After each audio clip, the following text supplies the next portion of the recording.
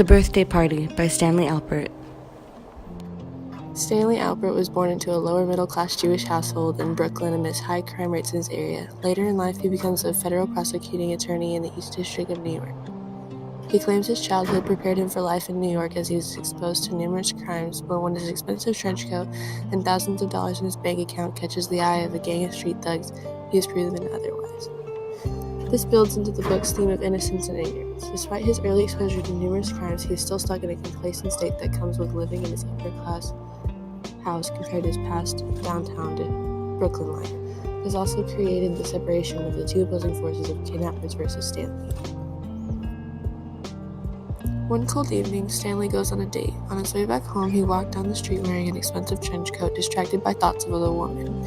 He doesn't realize his surroundings as a black Lexus and two guys with guns followed him from behind. A sudden shove and Stanley is put into the car and raced off down the Manhattan street on the eve of his 38th birthday.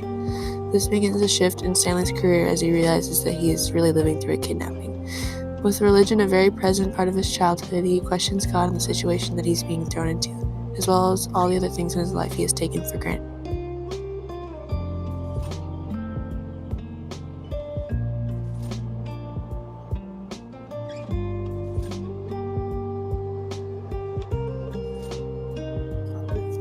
The next 25 hours of Stanley's life are fear-inducing and mentally challenging as he struggles to stay one step ahead of his kidnappers.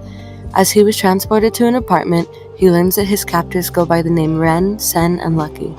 Lucky, who serves as leader, begins going over Stanley's assets and realizing he has a lot more money than they originally thought due to his job as a federal prosecutor, so they make it their plan to withdraw $50,000 from his bank account. What they fail to realize is that this means he is familiar with criminal activity and the law, and he can use any information they slip out against them. Upon arriving to the unknown apartment, Stanley begins to file information in his brain, such as travel time to give away locations and the little bit of tile he can see on the floors through the blindfold. Stanley quickly realizes that he is not dealing with cold-hearted lawbreakers like he originally thought. As time passes, girls arrive at the apartment and they offer him food and drinks out of sympathy after seeing him blindfolded and helpless. Stanley catches the names of the girls, Mercedes, Honey, and Mystic, which serves as another piece of information for him to use if he made it out alive. When Lucky leaves the apartment, Ren and Sen even feel a little guilty. They begin joking with Stanley in a lighthearted manner, making the atmosphere less like a kidnapping and more like a party. This is the second sign that the gang is just a group of misguided kids. Their consciences are too heavy to be taken as evil criminals. Stanley uses this to his advantage and tries to seem as human to the gang as possible. He believes it will humanize him and they might let him go alive. Later into the night, Stanley continues to file away any information he can pick up from conversations between his captors and is informed by Lucky that they'll let him go that morning. But after the 25-hour holding, they finally hold true to their word, and Stanley is released into a dark Brooklyn street at 12 a.m. He fills his lungs and screams into the night after taking off his blindfold. His first instinct is to find a phone and use it to call his father, who sent a friend to pick him up and take him to the safety of his home. He was touched to find all of his close friends at his apartment worried over his safety.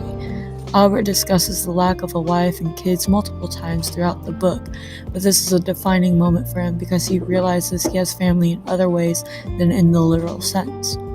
As the police were alerted of his kidnapping, a full-blown investigation takes place after the struggle to convince the authorities that he was even kidnapped.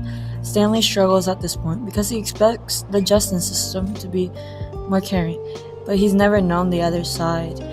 All his career, he's been a federal prosecuting attorney, not a victim of a crime. As the investigation picks up, cops struggle to find the Lexus, but then all the felons turn themselves in for interrogation. Mystic, Lucky's most trusted girl, lied to protect Lucky. This shows the unity of the group and that they'll protect each other no matter what the circumstance. The investigators dug into the kidnappers and tried to show them that this behavior isn't worthy of innocence, despite their arguments of them, making them feel comfortable. The teenagers get smacked in the face with years of prison and lose any chance of being successful in the future despite their many skills. Character and theme analysis. Some very important and recurring themes in the book are ignorance and how easily society takes for granted their many luxuries. At the beginning of the book, Stanley makes it clear that he has no wife and kids.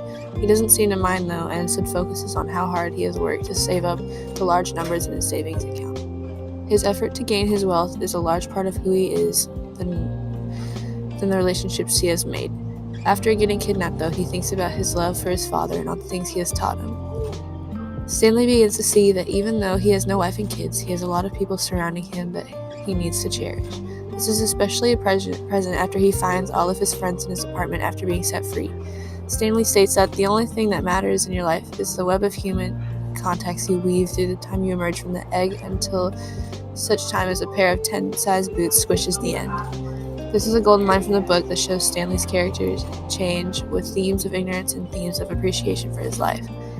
After the kidnapping, Stanley begins living his life for himself rather than saving all of his money. He eats what he wants and he doesn't worry about the price, and he splurges on things like a personal car.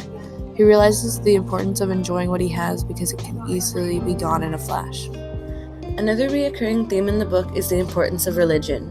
Despite Stanley losing his faith as he grew older, he begins to realize how important and necessary religion is to him during the kidnapping. He begins to question God and his reason for putting him in such an awful situation, which is the first sign that Stanley feels truly faithful in his adult life. Later in the book, the girls in the gang offer him a ham sandwich. He asks them specifically for a turkey sandwich because as a Jewish man, he cannot eat ham. This solidifies the importance of religion to Stanley because it shows that he cares about morals and beliefs that he hadn't deeply cared about since he was younger.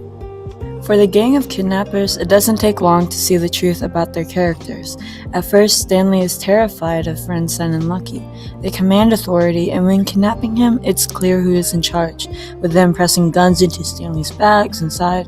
As the book progresses, they begin to slowly reveal their inexperience and naive methods of doing things. They slip up on important information and essentially hand Stanley the opportunity to find them on a silver platter. One of the first major signs that they were just a group of misled kids is when they began fooling and joking around with Stanley. Son even jokes, "What kind of robbery is this anyway?" Only Lucky seems to be all business, and this golden line shows that they don't have any intentions of hurting or even wanting to scare Stanley. They go as far as to offer him food and drinks, and express throughout the story that they almost feel sorry for him. They have no evil intentions, even from the start. After releasing Stanley, the heat of the investigation becomes too much for the kids to bear, and they all end up turning themselves in. Ultimately, they realize that they made a huge mistake. They are always just a group of kids, with an average age of 18, and misled by the hardships they face on the streets of New York. They represent the theme of innocence in the way that it can be easily tainted, even if there is no evil intent behind it.